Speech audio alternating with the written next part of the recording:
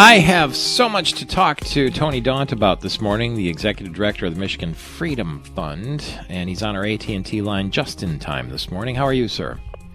I am doing well. How about you? Just got back from a week of camping, so I'm trying to mentally prepare to get back to work. So. Oh, did you unplug while you were camping, or were you wired to your smartphone?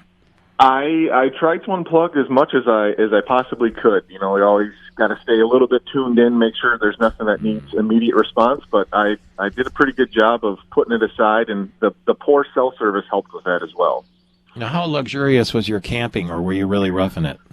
Well, I've got a 16-foot personal camper. It's called a hybrid. It's got beds that fold down. It's got a kitchen. Thankfully, it has air conditioning. So, I wouldn't say it was roughing it, but certainly a lot nicer rigs in the campgrounds than what I'm towing around. Yeah. Did you see any wildlife out there wherever you were?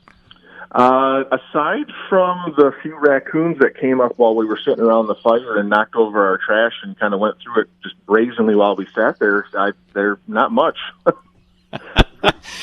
Well, the wildlife's a little more fearless these days, it seems like, and it's sort of nice. But some of the encounters you have to be careful with. And I don't know if you got the news while you were away or once you got back, but that judge dismissed the lawsuits you had about the redistricting effort. And I wanted to get your reaction to that news. That I did. I did get that. I had walked in and had some phone calls from reporters and figured something must have happened. So I did a little digging into the news and, certainly disappointed that this is, where we are with these lawsuits. I continue to firmly believe that these restrictions, not just myself, but hundreds of thousands, millions of others here in the state believe that those restrictions are, unconstitutional, that to be punished for participating in the political system and in particularly to be punished for the work that your family member does, prohibited from serving on the commission is really, it's absurd. But the courts have spoken. We're taking some time to go through the order, determine kind of what the next steps will be, and take it from there. The 9,000 applicants to get, 13 positions? Yep, 13 total. Those 13 positions will decide how the districts are drawn, how the members of Congress and the state representatives and everybody, what the district will look like. And apparently, from what I'm reading, they had to strike about 10% of the 9,000 applicants because they were disqualified, as you say, for either having been involved directly in party politics or having family members who did. Yeah, and that's kind of the point of the lawsuit was, in particular, these people that are prohibited by virtue of what their family members are doing. I would hazard that a good number of those people who were stricken from that pool or from the applicants had no idea that even applied to them. It's so many different steps or so many years pass that it's just it's silly, and yet they still they're reporting that they've stricken certain people. There were still some people who got through that screening process. Their applications were incomplete, and within the first 24 hours of that initial 200 being drawn, they had to redraw because there were people ineligible within that 200. And so I think the whole process is it's showing that it's going to be, I think, messy and pretty poor way of doing things. But it is in the Constitution. We'll see how it plays out, and we will be doing our best to keep an eye on it and holding them accountable.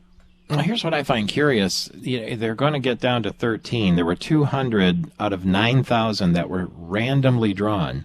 And you can't have any history of being involved in politics. And so you're asking people what kind of person would apply for that position if they didn't have interest in politics?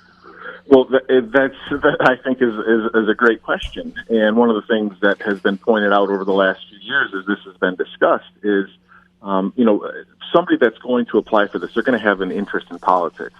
And, you're prohibiting people who are already civically engaged from participating, to the benefit of whom?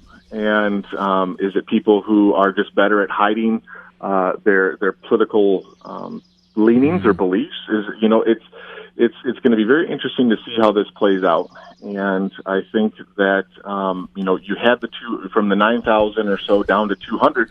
And then from there, once 20 of them are stricken by the legislative leadership, then that 180 is just a pure random drawing, no demographic weighting, which is some of the things they did to get down to 200. And so, it has the potential to not look anything like the state of Michigan, where with the legislature you get representation from all corners in this process. So, again, we'll see. I think it's unfortunate to have such an experiment with such an important role, but again, it's all going to be about accountability and making sure that those who are interested do participate in the hearings. The courts are interesting. Tony Daunt is the executive director of the Michigan Freedom Fund. We have Judge Cynthia Stevens right now considering whether absentee ballots can show up as many as 14 days after Election Day.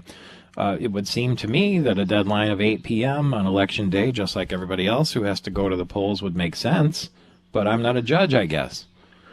It's unfortunately, the judges get these things thrown at them a lot of times, and what you've seen is combination of left-wing groups conspiring with Jocelyn Benson and her office on these lawsuits that really they're meant to sow confusion and chaos into the process, and it's unfortunate because it's undermining the integrity of the process. Just alone, I've talked about this before, this issue of Jocelyn Benson mailing unsolicited absentee voter applications to all Michigan voters is she lacks the legal authority to do that. She should have never done it. And as the weeks have progressed since she mailed them out, you've heard repeated stories of people receiving applications for people who have moved, whether it be last year or 5 years ago or even 15 years ago, and people who have died. And what kind of careless execution of our voter laws are we getting out of the Secretary of State? And unfortunately, the courts are being dragged into it to determine some of the things that are being done improperly and illegally by the Secretary of State's office, but also groups trying to make it easier for people to undermine the system. What'd you make of the Supreme Court ruling that now insurers do not have to provide free birth control as part of the Affordable Care Act under their health care plans? Well, that I saw was, I think it was a 7-2 ruling, which was, in today's partisan era was pretty surprising. And it tells me that the issue of religious liberty, thankfully, is still alive and well, at least in our court system. And we should be thankful for that. And, I celebrate that ruling, and I would hope that every American would, because our constitutional rights are for everybody, not just for people you agree with. Michigan Freedom Fund can be found how? At our website, MichiganFreedomFund.com. You go there. We've got all sorts of helpful information. You can sign up for our weekly newsletter and contact us with any questions or thoughts you may have. Thank you. Tony Daunt, regular guest on this program with MPS.